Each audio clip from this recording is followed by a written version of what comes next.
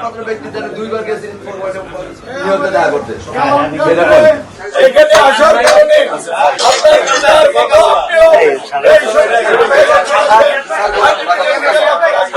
এই প্রত্যাশা করি সবাই আপনাকে আবারও সমিতির পক্ষ থেকে প্যানেলের পক্ষ থেকে আসার জন্য ধন্যবাদ ও অভিনন্দন। আমাদের মাননীয় প্রধানমন্ত্রী দেশনায়ক জনাব তারেক রহমানের হাতকে শক্তিশালী করবেন, যাতে আমরা ফ্যাসিবাদের সময় যে দেশকে ধ্বংস করে ফেলা হয়েছিল, আমাদের বিচার ব্যবস্থাকে সম্পূর্ণরূপে দলীয়করণ করে সেটাকে একেবারে ধ্বংসের দ্বারপ্রান্তে নিয়ে যাওয়া হয়েছিল, সেখান থেকে আমরা উত্তরণ ঘটিয়ে আমরা আইনের শাসন প্রতিষ্ঠা করতে পারি, গণতন্ত্র প্রতিষ্ঠা করতে পারি। বিকাশ পেমেন্টে 10,000 টাকার বেশি অফার, শপিং চলছে তো।